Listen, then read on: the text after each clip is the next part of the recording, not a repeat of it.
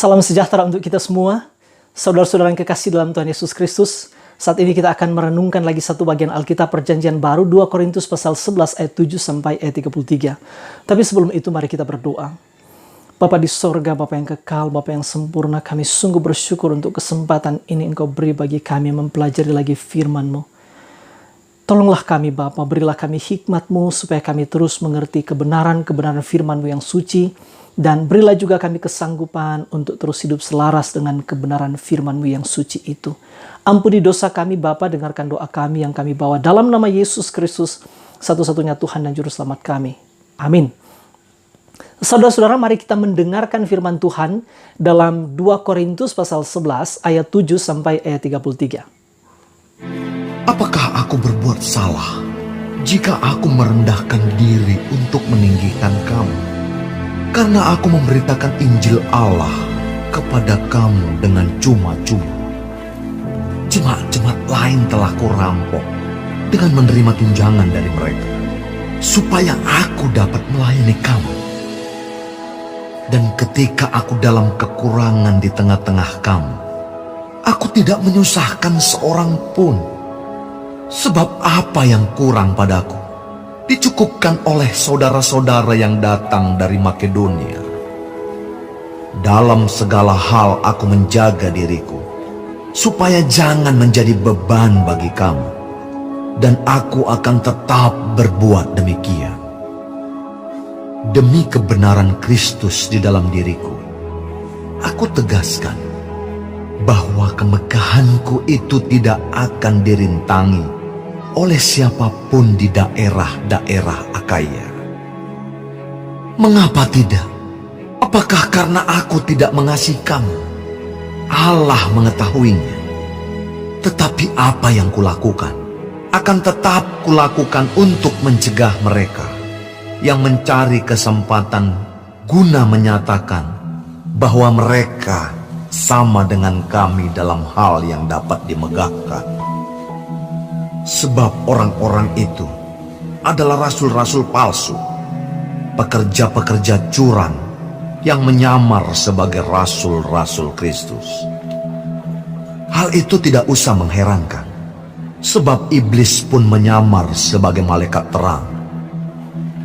Jadi bukanlah suatu hal yang ganjil jika pelayan-pelayannya menyamar sebagai pelayan-pelayan kebenaran. Kesudahan mereka akan setimpal dengan perbuatan mereka. Kuulangi lagi, jangan hendaknya ada orang yang menganggap aku bodoh. Dan jika kamu juga menganggap demikian, terimalah aku sebagai orang bodoh, supaya aku pun boleh bermegah sedikit. Apa yang aku katakan, aku mengatakannya bukan sebagai seorang yang berkata menurut firman Tuhan, melainkan sebagai seorang bodoh yang berkeyakinan bahwa ia boleh bermegah. Karena banyak orang yang bermegah secara duniawi, aku mau bermegah juga. Sebab kamu suka sabar terhadap orang bodoh, karena kamu begitu bijaksana. Karena kamu sabar jika orang memperhambakan kamu, jika orang menghisap kamu, jika orang menguasai kamu, jika orang berlaku angkuh terhadap kamu, jika orang menampar kamu. Dengan sangat malu, aku harus mengakui bahwa dalam hal semacam itu kami terlalu lemah. Tetapi jika orang-orang lain berani membanggakan sesuatu, maka aku berkata dalam kebodohan, berani juga. Apakah mereka orang Ibrani? Aku juga orang Ibrani. Apakah mereka orang Israel? Aku juga orang Israel. Apakah mereka keturunan Abraham? Aku juga keturunan Abraham. Apakah mereka pelayan Kristus? Aku berkata seperti orang gila. Aku lebih lagi. Aku lebih banyak berjerih lelah, lebih sering di dalam penjara, didera di luar batas, kerap kali dalam bahaya maut. 5 kali aku disesah orang Yahudi. Setiap kali 40 kurang 1 pukulan. 3 kali aku didera. 1 kali aku dilempari dengan batu. 3 kali mengalami karam kapal. Sehari semalam aku terkatung-katung di tengah laut. Dalam perjalananku aku sering diancam bahaya banjir dan bahaya penyamun. Bahaya dari pihak orang-orang Yahudi dan dari pihak orang-orang bukan Yahudi. Bahaya di kota, bahaya di padang gurun, bahaya di tengah laut, dan bahaya dari pihak saudara-saudara palsu. Aku banyak berderi lelah dan bekerja berat. Kerap kali aku tidak tidur. Aku lapar dan dahaga. Kerap kali aku berpuasa, kedinginan dan tanpa pakaian. Dan dengan tidak menyebut banyak hal lain lagi, urusanku sehari-hari, yaitu untuk memelihara semua jemaat-jemaat. Jika ada orang merasa lemah, tidakkah aku turut merasa lemah? Jika ada orang tersandung, tidakkah hatiku hancur oleh duka cita? Jika aku harus bermegah, maka aku akan bermegah atas kelemahanku. Allah, yaitu Bapa dari Yesus, Tuhan kita, yang terpuji sampai selama-lamanya, tahu bahwa aku tidak berdusta. Di Damsyik, wali negeri Raja Aretas menyuruh mengawal kota orang-orang Damsyik untuk menangkap aku.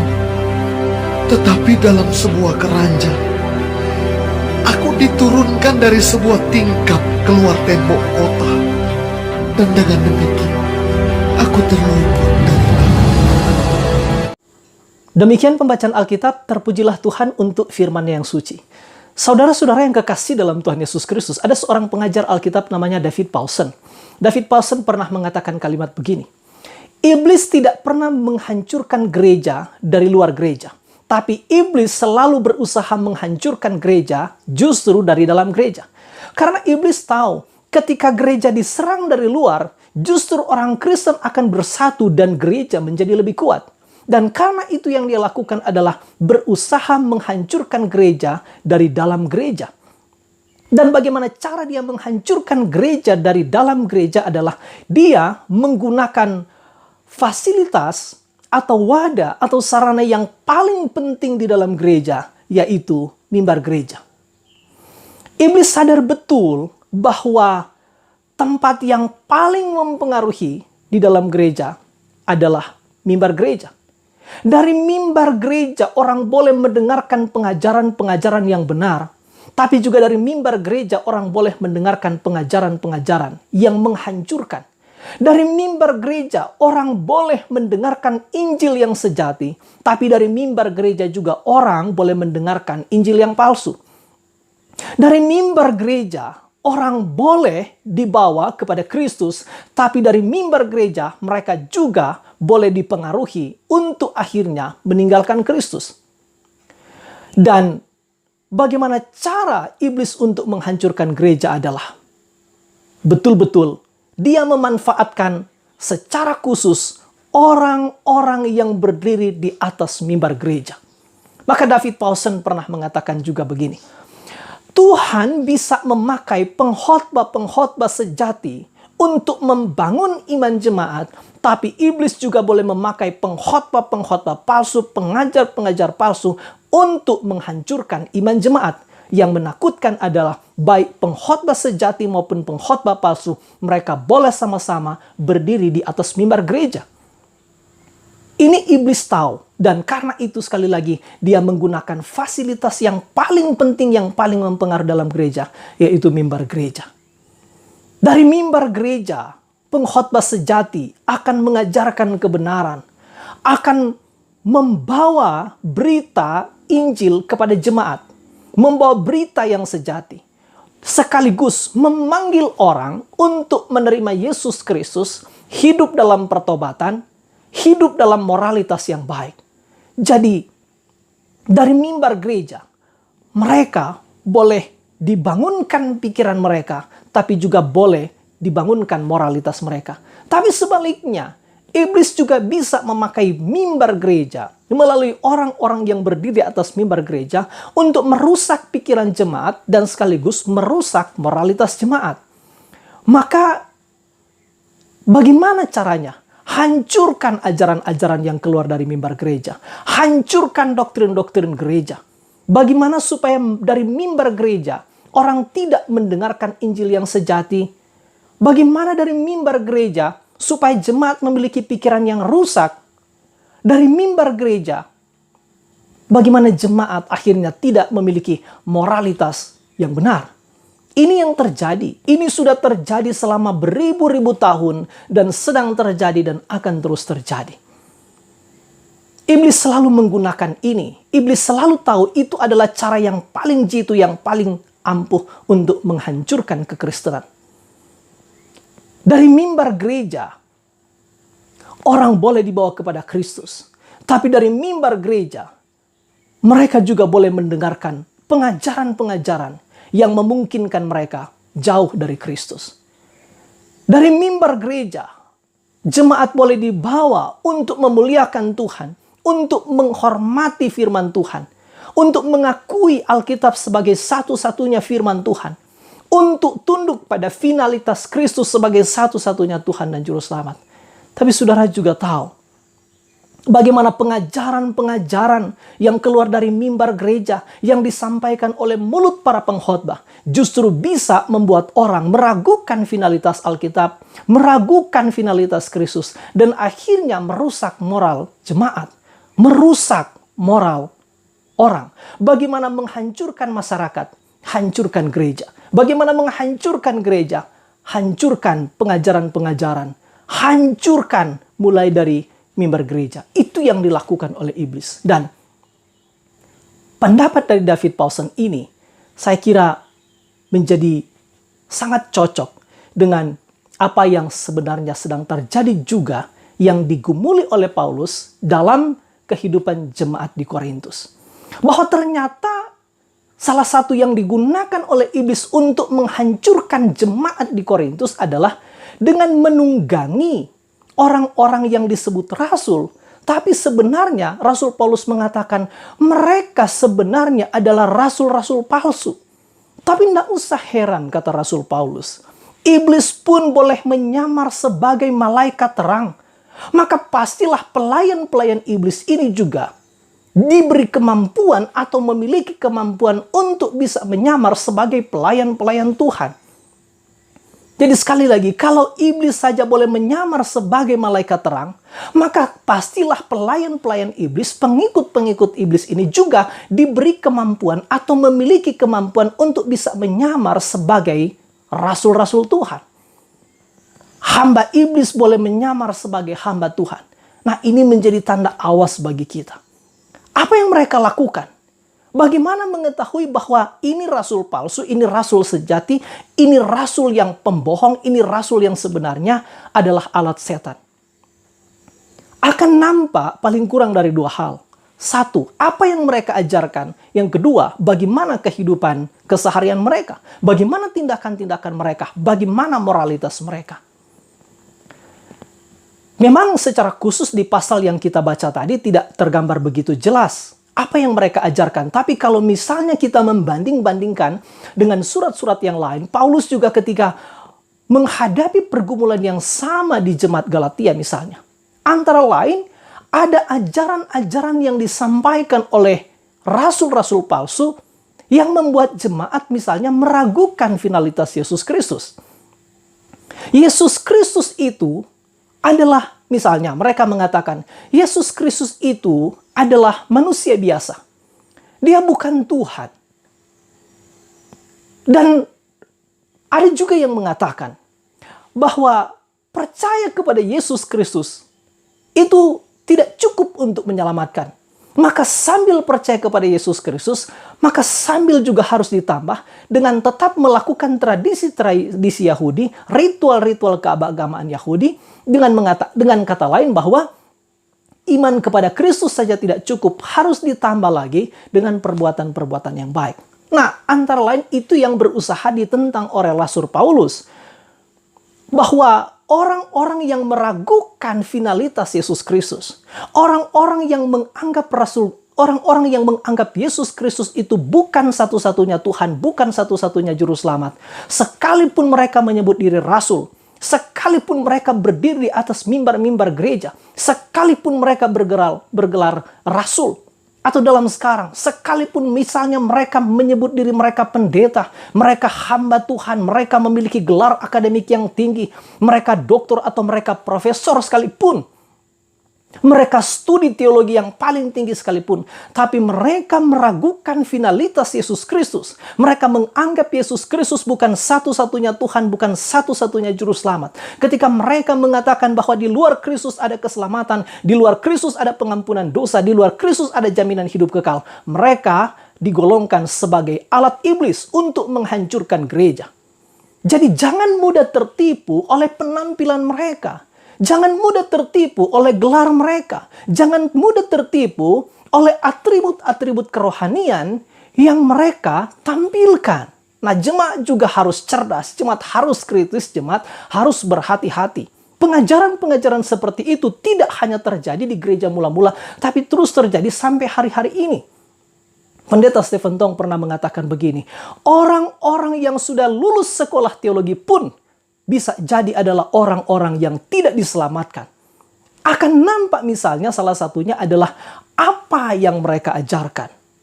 Apa yang mereka beritakan. Mereka meragukan finalitas Alkitab. Mereka menganggap Alkitab itu bukan firman Allah. Mereka menganggap Alkitab itu adalah buku biasa. Atau ada juga yang menganggap Alkitab bukan satu-satunya firman Allah. Di luar Alkitab masih ada firman Allah. Dan kalau kita setuju dengan itu, maka kita mengatakan bahwa Alkitab yang ada sekarang tidak sempurna. Maka itu hanya salah satu contoh bagaimana berbagai doktrin yang penting, yang paling mendasar dalam Alkitab itu berusaha dihancurkan. Doktrin-doktrin yang paling penting, doktrin Alkitab, doktrin Kristologi berusaha dirusak dari zaman ke zaman. Karena iblis tahu, ini doktrin-doktrin yang paling penting, maka hancurkan doktrinnya. Kalau sudah berhasil menghancurkan doktrinnya, sangat mungkin akan lebih mudah menghancurkan moralitasnya. Jadi dari aspek pikiran mereka tersesat, mereka alat iblis. Nampak dari mana? Dari ajaran-ajaran mereka. Tapi juga dari aspek tindakan-tindakan mereka, kata Rasul Paulus, akan nampak apa yang dilakukan oleh rasul-rasul palsu itu kepada orang-orang di Korintus. Antara lain kalau kita membaca pasal 11 ini tergambar bahwa mereka menghasut jemaat seolah-olah mengatakan bahwa Paulus itu harus diragukan kerasulannya. Nah, ini salah satu ciri tindakan dari alat iblis yang menyamar sebagai rasul. Pelayan setan yang menyamar sebagai pelayan Tuhan. Mereka suka menghasut. Mereka suka memprovokasi. Mereka tidak suka dengan ajaran-ajaran, dengan doktrin-doktrin yang benar yang disampaikan oleh Rasul Paulus. Ketika Paulus berusaha mati-matian memberitakan tentang finalitas Yesus Kristus. Yesus Kristus sebagai satu-satunya Tuhan dan Juru Selamat. Dan hanya oleh iman kepada Yesus Kristus kita boleh diselamatkan. Rasul-rasul palsu itu yang adalah alat setan itu tidak setuju dengan itu. Maka bagaimana caranya? Serang pribadinya. Provokasi jemaat untuk meragukan kerasulan dari Rasul Paulus. Dan karena itu Rasul Paulus bereaksi. Kalau kita membaca ini, dia sangat emosional, dia sangat marah, dan saya kira itu wajar. Pengkhotbah-pengkhotbah, pengajar-pengajar palsu itu justru sekali lagi saya katakan, mereka menghasut jemaat, memprovokasi jemaat untuk meragukan, bahkan untuk menentang Rasul sejati. Dan itu masih terus terjadi sampai hari ini. Sampai di dalam kehidupan kekristenan hari ini. Ada banyak pengkhotbah-pengkhotbah sejati. pengajar-pengajar firman Tuhan yang sejati, yang sungguh-sungguh setia memberitakan Injil yang murni, tapi justru mendapat tantangan di dalam pelayanannya.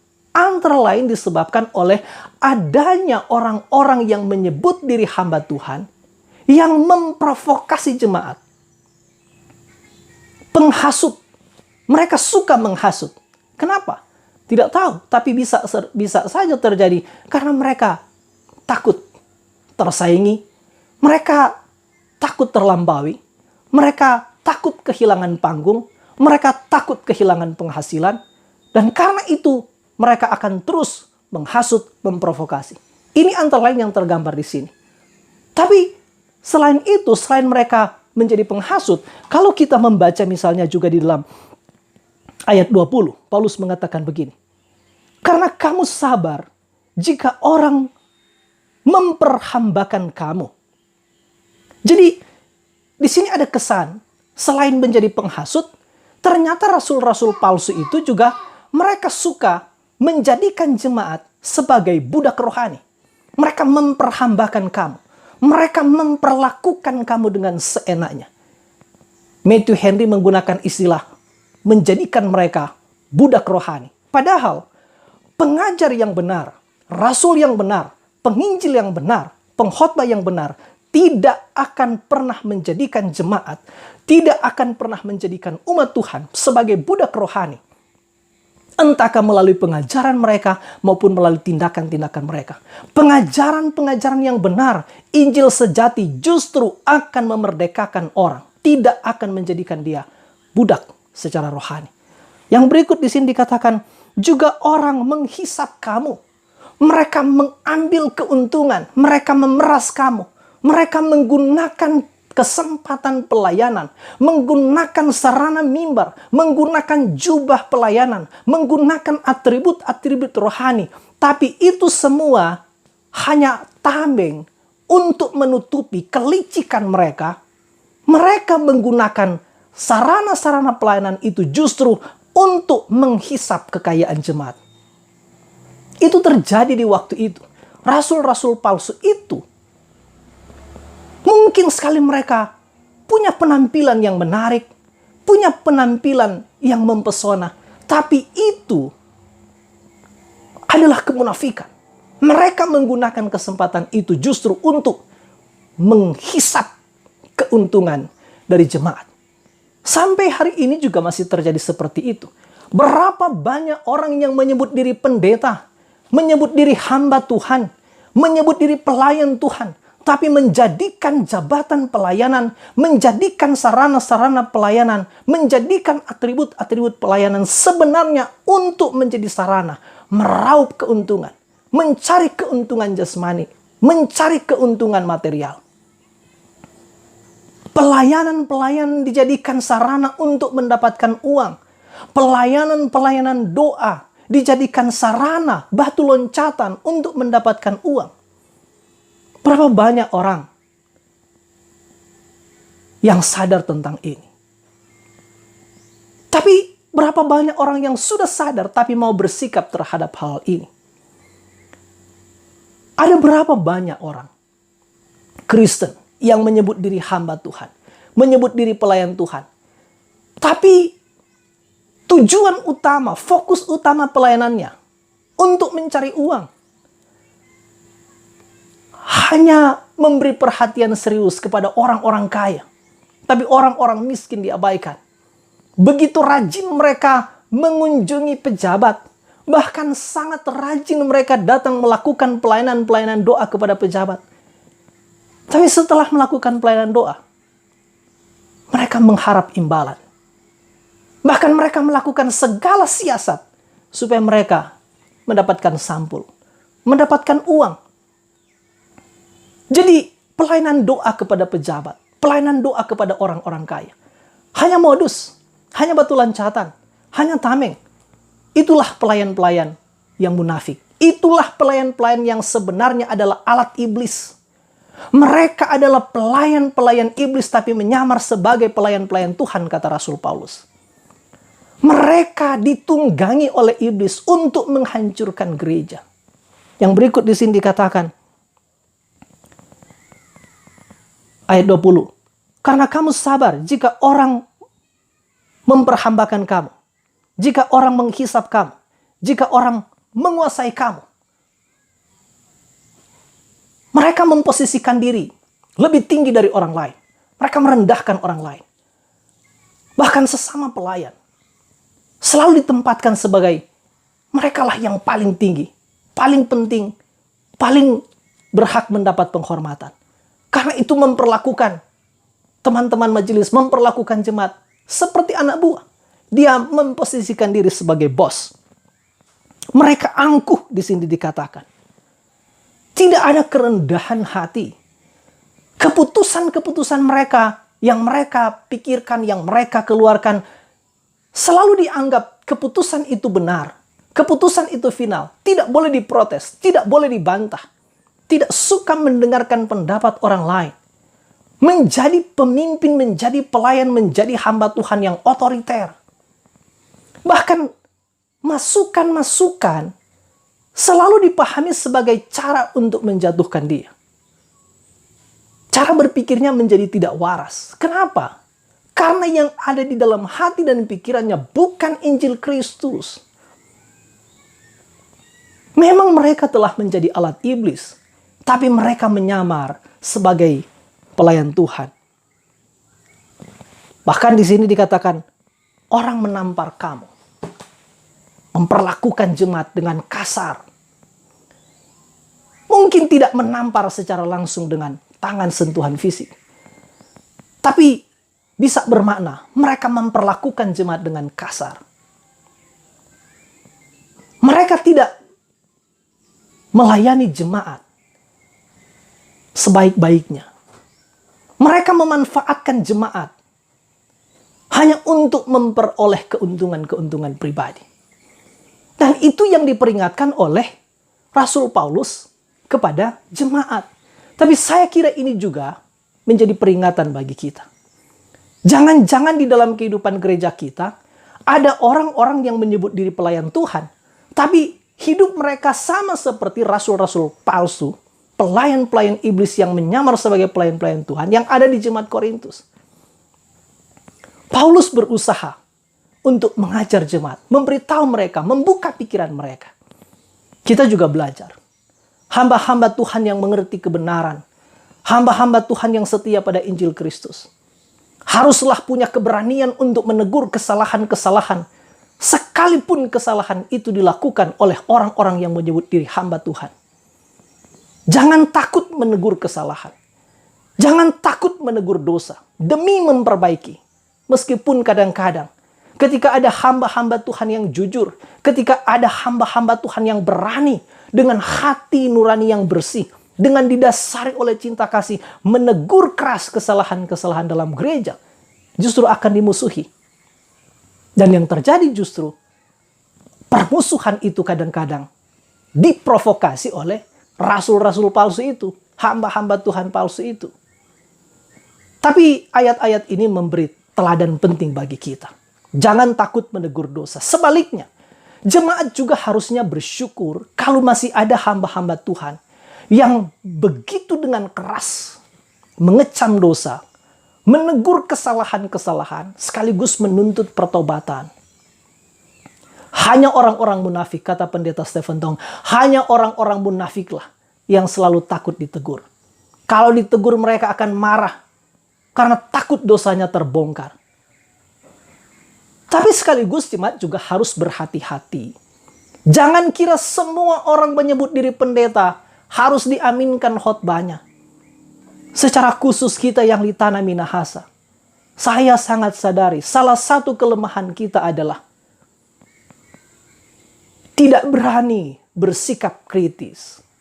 Tidak berani menolak pengajaran-pengajaran yang sebenarnya kita sudah tahu salah. Tapi karena itu disampaikan oleh hamba Tuhan di mimbar gereja. Akhirnya rasa hormat kita terhadap statusnya sebagai hamba Tuhan membuat pikiran kita menjadi agak kurang waras. Kita akhirnya gampang ditipu. Padahal kalau kita membaca dalam Alkitab, Injil dalam surat 1 Yohanes. Ujilah setiap roh. Apakah mereka berasal dari Allah atau tidak? Kadang-kadang kita misalnya secara khusus kita yang ada di tanah Minahasa. Biar so salah. Tu ajaran-ajaran karena tu pendeta dah bilang. Rasa begitu Pak Pendeta. Jangan terjebak pada hal-hal seperti itu. Mari kita menjadi jemaat yang lebih dewasa, yang lebih kritis, yang lebih alkitabiah. Paulus mengatakan tidak semua orang yang menjadi rasul, tidak semua orang yang menyebut diri hamba Tuhan, tidak semua orang yang berdiri atas mimbar gereja adalah alat Tuhan. Sangat mungkin mereka adalah alat setan tapi menyamar sebagai alat Tuhan. Mereka adalah pelayan-pelayan iblis tapi menyamar sebagai pelayan-pelayan Tuhan. Dari mana kita tahu? Perhatikan pengajaran-pengajaran mereka dan perhatikan perilaku-perilaku mereka. Maka Paulus setelah dia mengatakan itu, dia menunjuk kepada dirinya. Antara lain apa yang dia disebutkan di sini. Secara identitas, dari latar belakang nasionalismenya, latar belakang keagamaannya, Paulus dengan sangat berani memberitahu siapa dia. Dia orang Israel asli, dia orang Yahudi asli, dia keturunan Abraham. Saya yakin ini bukan sesuatu yang dia sampaikan supaya dia boleh membanggakan diri. Tidak. Tapi supaya orang juga mengetahui identitasnya. Supaya orang boleh terbuka pikiran mereka.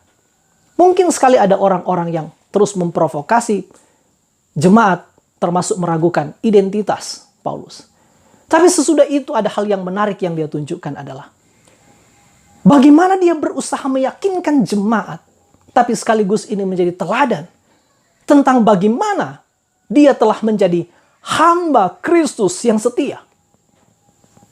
Bahkan dia berani mengatakan dia lebih setia dari banyak hamba-hamba Tuhan. Dari banyak orang yang menyebut diri rasul-rasul Tuhan pada waktu itu.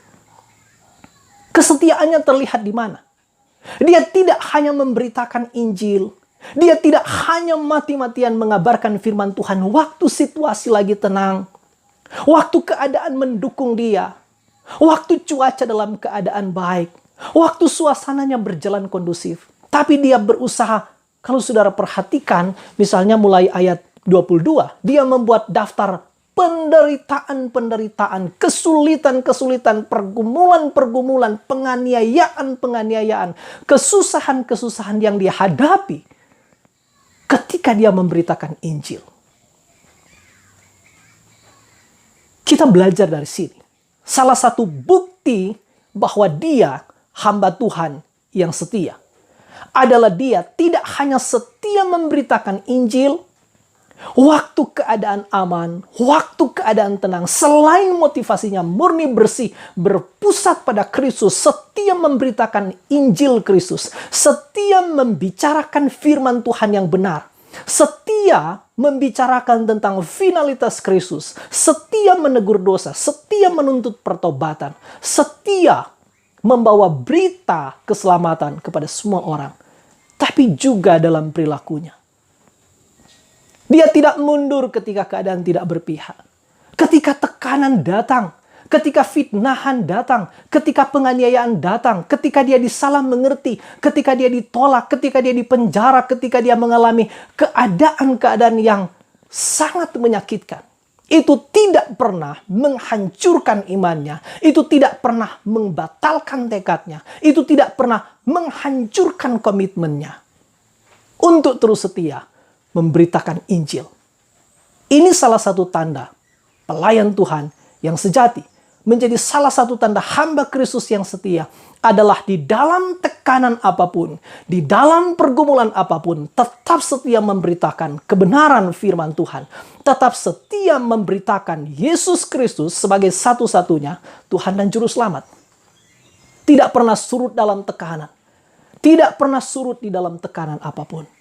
Dan dia tetap meninggikan Kristus. Dan di bagian akhir dia mengatakan, semua yang dia katakan itu, dia yakini benar. Dan bahkan dengan sangat berani dia mengatakan, Tuhan tahu bahwa apa yang aku katakan adalah benar. Seorang pelayan Tuhan harus memiliki keyakinan penuh, apa yang dia sampaikan itu benar. Dan dia tidak pernah menipu jemaat. Dia tidak pernah menggunakan kemampuan berkata-kata untuk memperdaya jemaat. Apalagi untuk memanfaatkan pelayanan itu untuk mendapatkan keuntungan. Tapi dia sungguh-sungguh telah menjadi bukti bagaimana dia telah melayani Kristus dalam segala keadaan. Supaya Kristus boleh tinggikan. Supaya Kristus boleh dipermuliakan. Dia tidak pernah mencari hormat bagi dirinya sendiri. Dia tidak mencari pujian atas dirinya sendiri. Dia tidak pernah mencari keuntungan. Karena itu antara lain yang dia lakukan di sini adalah dia menolak pemberian jemaat Korintus. Meskipun juga dia menerima pemberian-pemberian dari jemaat yang lain, jemaat Makedonia. Untuk membuktikan apa kepada mereka? Bahwa dia melakukan penginjilan. Bukan untuk cari uang. Bukan untuk cari sambul. Dia sungguh-sungguh ketika dia mengerti bahwa Injil itu adalah anugerah Allah, keselamatan itu adalah anugerah, maka dia memberitakan Injil secara cuma-cuma. Meskipun pada bagian lain, Yesus sendiri juga pernah mengatakan bahwa hamba-hamba Tuhan memang harus ditopang oleh jemaat. Hamba-hamba Tuhan juga harus mendapat biaya hidup dari jemaat. Tapi sebagai hamba Tuhan harus berhati-hati. Harus dengan hati bersih. Harus dengan pikiran yang murni. Tidak pernah memanfaatkan jabatan pelayanan. Tidak pernah menggunakan kesempatan-kesempatan pelayanan untuk cari uang. Untuk memperkaya diri. Tapi sungguh-sungguh fokusnya adalah supaya Injil Kristus boleh disampaikan dan supaya makin banyak orang boleh mengenal Kristus sebagai satu-satunya Tuhan dan Juru Selamat. Kiranya ini akan terus menolong kita, memperlengkapi kita. Mari kita makin menjadi gereja yang sejati. Mari kita makin menjadi gereja yang murni. Mari kita menjadi gereja yang makin cerdas, makin menjadi gereja yang selaras dengan firman Tuhan. Waspadalah karena iblis terus bekerja. Dan karena itu teruslah bergantung kepada Tuhan. Teruslah meminta kepada Tuhan supaya Tuhan akan terus membangkitkan hamba-hamba Tuhan yang setia, hamba-hamba Tuhan yang taat, hamba-hamba Tuhan yang sungguh-sungguh mau melayani. Tidak pernah cari untung, tidak pernah cari uang, tapi sungguh-sungguh memuliakan Tuhan. Dalam keadaan apapun, baik ketika dalam keadaan senang, maupun waktu menghadapi kesulitan-kesulitan sekalipun. Tuhan Yesus memberkati kita semua. Amin.